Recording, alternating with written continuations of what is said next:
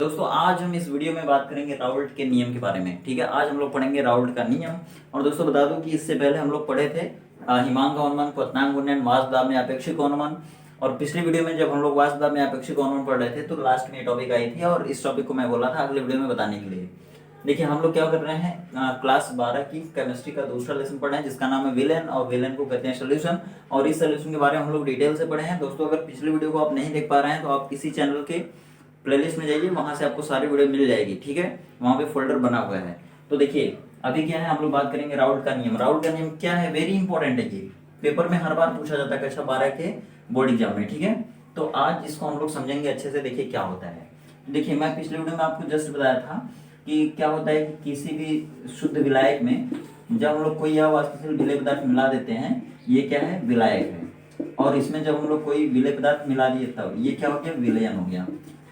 तो इसका देखिए, इसका जो वाष्प दाब होता है ना वो PS होता है। ठीक है, और इसका जो वाष्प दाब होता है वो P0 होता है। और जब हम विलयन का वाष्प दाब निकालते हैं, विलयन के वाष्प दाब में अवनमन या विलयन का वाष्प दाब अवनमन पढ़ते हैं, तो ये कितना होता है, तो P0 माइनस PS होता है।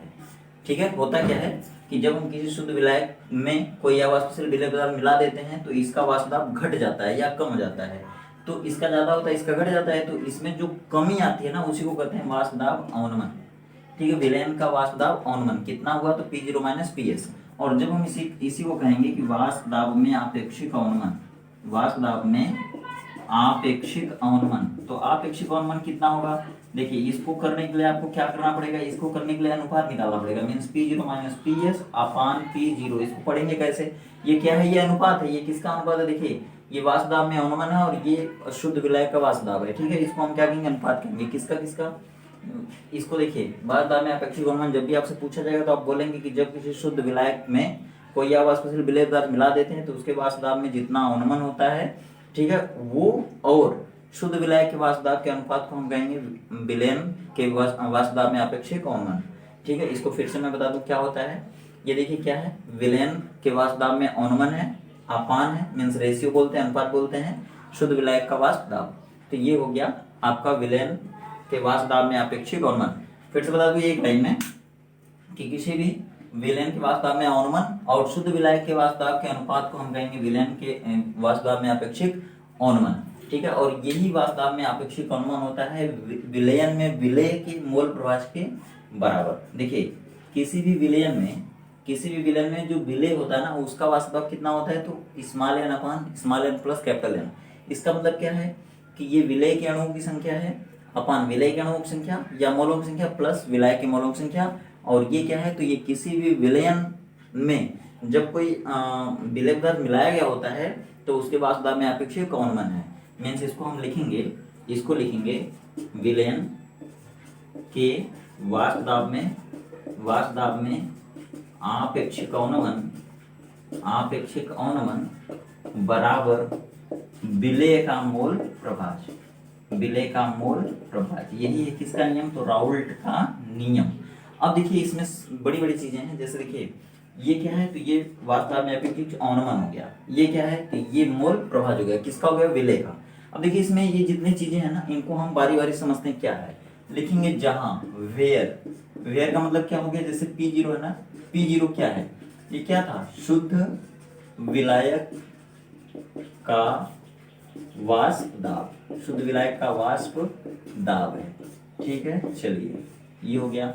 PS क्या है, तो जब हम शुद्ध विलायक में विलेय पदार्थ मिलाए थे, अवाष्पशील विलेय पदार्थ मिलाए थे, तब वो विलयन का वाष्प दाब। तो लिखेंगे विलयन का वाष्प दाब कब, जब शुद्ध विलायक में अवाष्पशील विलेय पदार्थ मिला दिए तब विलयन का वाष्प दाब। चलिए अब देखिए P0 यहाँ पे है, P0 PS P0 सब हो गया। इसको P0 नहीं P0 पढ़ते हैं। ठीक, अब देखिए ये स्मॉल एन है, स्मॉल एन का मतलब क्या हो गया, विलेय के मोलों की संख्या। विलेय या तो फिर अवाष्पशील पदार्थ मिलाया जाता है विलेय के रूप में, तो अवाष्पशील पदार्थ के मोलों की संख्या। अब देखिए ये कैपिटल एन है, तो कैपिटल एन क्या हो जाएगा, शुद्ध विलायक के मोलों की संख्या। कभी कभी क्या होता है कि ये यन नहीं दे करके स्मॉल डब्ल्यू और कैपिटल डब्ल्यू दे देता है। ठीक है, तो स्मॉल डब्ल्यू अगर दिया तो क्या हो जाएगा, अवाष्पशील पदार्थ या फिर विलेय का भार या विलेय की मात्रा। ठीक है, समझिएगा ध्यान से। कैपिटल डब्ल्यू अगर दिया तो ये हो जाएगा विलायक की मात्रा, विलायक की मात्रा। ठीक है, किस में रहेगा, तो ग्राम में रहेगा। ठीक है, अगर दिया दोस्तों छोटा यम तो ये हो जाएगा मोलर द्रव्यमान या आणविक द्रव्यमान। मोलर द्रव्यमान किसका, किसका, तो विलेय का। अगर छोटा मिले कोई चीज, छोटा मिले कोई चीज तो हमेशा वो किसका रहेगा, विलेय का रहेगा। ठीक है, कहीं कहीं यम1 यम2 भी दे देता है, तो यम1 अगर है तो विलेय का, यम2 अगर है तो विलाय का, तब इसमें आप कंफ्यूजन करेंगे। ठीक है, तो आप अपने हिसाब से भी इसको मान सकते हैं। अब देखिए इसी चीज को हम कैसे लिख सकते हैं, और P0 माइनस PS, P0, फिर इधर क्या करेंगे, यन अगर हटा देते हैं तो स्मॉल डब्ल्यू अपान स्मॉल यम, मतलब विलेय की मोलर संख्या आ जाएगी, इससे भार बटे अनुभार है, और ये हो जाएगा स्मॉल डब्ल्यू अपान स्मॉल यम। ये पिछली वीडियो में बताया था मैं कि विलेय के मोलर संख्या कैसे निकालते हैं, तो भार बटे अनुभार से निकाल लेते हैं। ठीक है, प्लस ये विलायक का हो जाएगा, तो विलायक का मोलर संख्या कैसे निकालेंगे, तो विलायक की मात्रा या विलायक का भार अपान विलायक का मोलर द्रव्यमान चाहे विलायक का अनुभार। तो ये भी है राउल्ट का नियम और ये भी है राउल्ट का नियम। बस इतना आप लिखेंगे ना तो आपका सारा सब कुछ क्लियर हो जाएगा। यही है राउल्ट का नियम और यही लोगों को याद नहीं होता है। ठीक है, अब देखिए मैं आपको बता देता हूँ फिर से एक लाइन में कैसे बोलेंगे आप। तो ये देखिए क्या है, वाष्प दाब में अपेक्षित द्रव्यमान है और ये क्या है, विलेय का मोल प्रभाव है। तो आप कह सकते हैं राउल्ट ने एक नियम दिया था जिसको राउल्ट का नियम कहते हैं, उनके नियम के अनुसार या फिर राउल्ट के नियम के अनुसार वाष्प दाब में अपेक्षित द्रव्यमान विलयन में उपस्थित विलेय के मोल प्रभाव के बराबर होता है। ठीक, यही राउल्ट का नियम है। अब देखिए राउल्ट के नियम की कुछ बाउंडेशंस हैं, ठीक ना, जिनको लिमिटेशन कहते हैं या फिर सीमाएं कहते हैं। राउल्ट के नियम की सीमाएं क्या हैं? सबसे पहली बात है कि ऐसा कोई भी विलयन हो जिसमें कम से कम विलेय घुला हो। ठीक है, अगर कोई विलयन इस प्रकार का है जिसमें बहुत कम मात्रा में विलेय घुला है तो उसको हम कहते हैं तनु विलयन।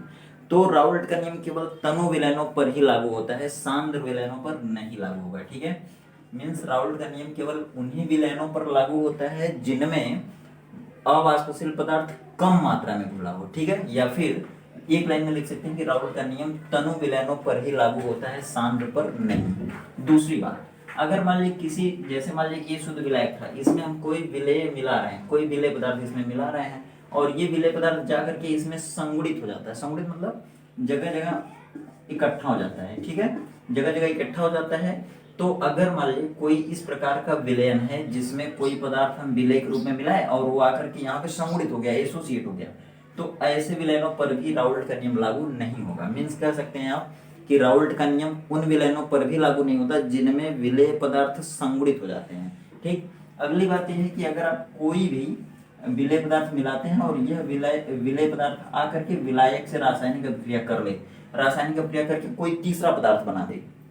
देखिए फिर से बोल रहा हूँ कि जब किसी शुद्ध विलायक में हम कोई ऐसा विलेय पदार्थ मिलाते हैं जो आने के बाद, इसमें घुलने के बाद विलायक से रासायनिक अभिक्रिया करके कोई और पदार्थ बना ले, तो उन विलयनों पर भी राउल्ट का नियम लागू नहीं होता है। देखिए अभी क्या है, तो पहला पॉइंट हो गया, राउल्ट का नियम केवल तनु विलयनों पर लागू होगा। दूसरी बात है कि राउल्ट का नियम उन विलयनों पर लागू नहीं होगा जिनमें विलेय संगुणित हो जाते हैं। तीसरी बात है कि राउल्ट का नियम उन विलयनों पर भी लागू नहीं होगा जिनमें विलेय पदार्थ आकर के कोई रासायनिक अभिक्रिया करके कोई तीसरा पदार्थ बना देता है। या फिर उन विलयनों पर भी राउल्ट का नियम लागू नहीं होता जिनमें विलेय रासायनिक अभिक्रिया करता है।